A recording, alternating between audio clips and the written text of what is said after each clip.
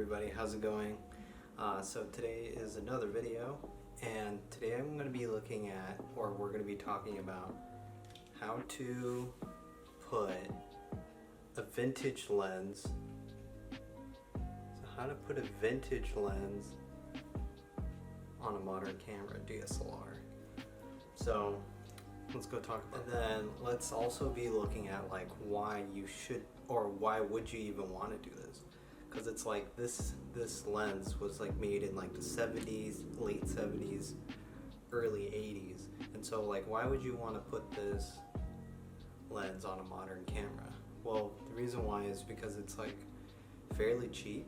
So these lenses, the one we are looking at in this video is the Nikon lens series E. So let me zoom in. This is a 28mm f2.8. So this is pretty fast glass, and it's like a nice prime lens. So that's kind of like a reason why, is because these lenses are pretty cheap. I believe this one you can pick up for maybe $50 up to $100, depending on the condition of the lens. And so that's kind of like a reason why. There are some downsides to using these lenses. So let's go into the downsides first before, now that you know all about the pros of it.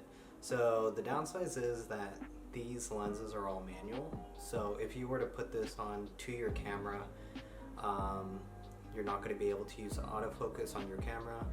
The aperture is built in onto the lens as well. So as you can see right here, the aperture is built in onto the lens. So if you wanted to switch the aperture, you would have to manually do that.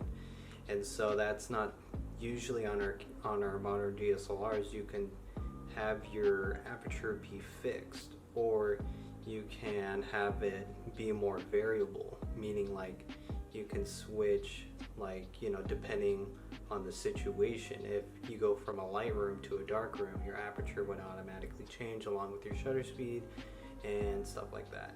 And then you can keep other things fixed, such as your ISO. But in this case, like, this is all controlled by you. One would say that is more of like a benefit, but at the same time, one could see that as a negative. But that's just something that you have to that you have to realize coming into, is that there's no autofocus. So if you're trying to focus on a subject, you have to do everything manually by hand. The one thing I do like, so this is a pro, is that these lenses are really light.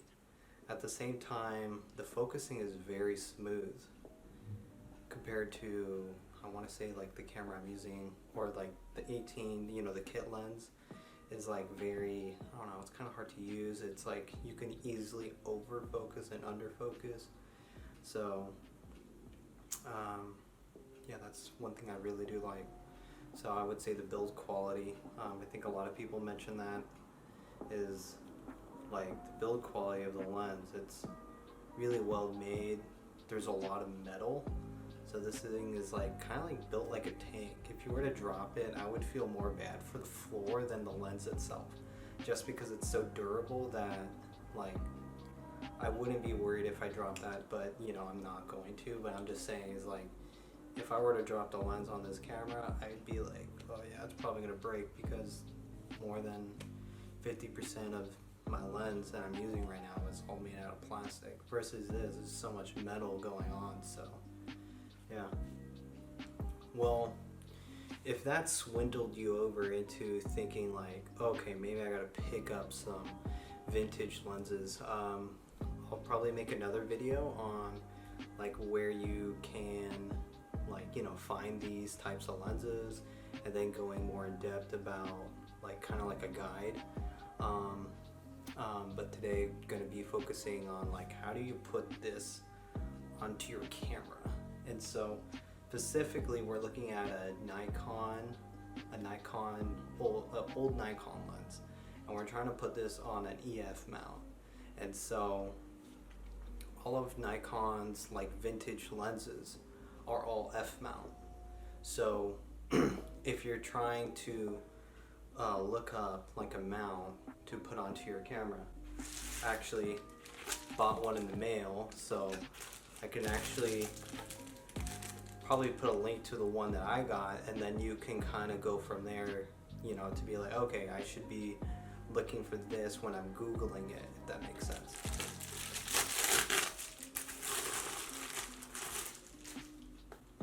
So this is the one I picked up. If it autofocuses.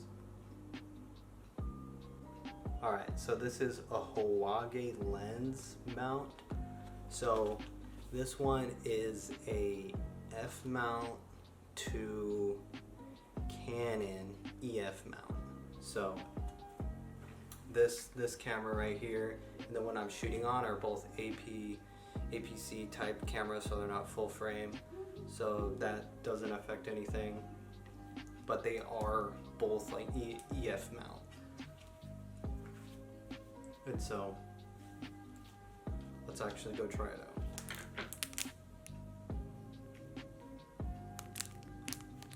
Alright, so one thing I need to mention is that this mount is all made out of metal.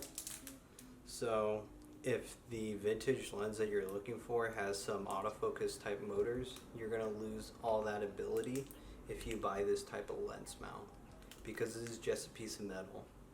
But if you want to be able to retain like some autofocusing that goes on to in the lenses, then you would need to pick up like a more special type lens.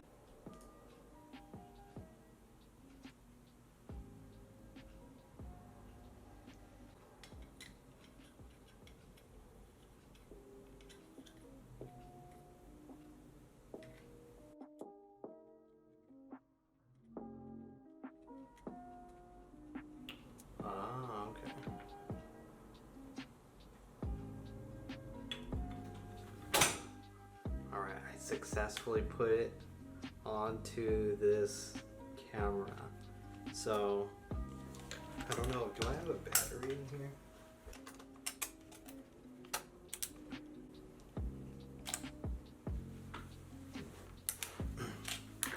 Alright, so one thing that it's saying is like ensure that there's a lens attached. So there's like an error message saying like please insert the lens, but you could just bypass that.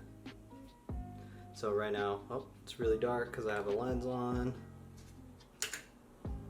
But let's see, let's play with this. So wow, it looks pretty cool. So I'll probably play with this more. But yeah, so it's really just that simple to mount like a really old vintage lens onto like a modern DSLR. It's actually very simple. Just one thing to remember is that, you know, if you were to like mount it, that you're going to be losing a lot of the autofocus systems, anything built in, but that's something you should be aware of coming into, you know, using these types of lenses. But at the same time, there's a lot of benefit to using these lenses because, you know, you can get these, you know, really nice glass. So like it has really low aperture, and it's at a fair price. You can find these fairly cheap on like eBay, probably like around $50. So if you're thinking about like getting maybe around this size of lens, like focal length 28mm, you know, f2.8, if that's something like you know you're looking for, because it's actually a nice lens. If you think about it, it's wide enough. At the same time, it has a really fast glass, so that means you could take some really good low light photos, and I think it's really great for video too. So definitely do recommend it. This exact like mount that I got was only like $16 on Amazon, but it's currently not available. But I'll definitely leave some links, you know, in the description of some other types that, you know, you can purchase. So I think that's one thing that is really neat is, you know, it doesn't really matter, you know, at this point, like what brand you have. You can essentially use any lens onto any camera. So I guess what you could take from this video is that check out these cool vintage lenses. I'm definitely going to be posting some more videos on like some of these vintage lenses that I inherited from my dad. So definitely check them out. So this is a 28 millimeter. We're going to be looking at like a 100 millimeter lens, and then there's even like a, I don't know, there's like a, is it a Vivitar or a Tamron? But there's like another unknown brand, I'm not sure what the name is, and there's even a 50 millimeter f1.8 lens, which is really like, I think it is a great lens. So definitely going to check all those out and probably do some reviews on them.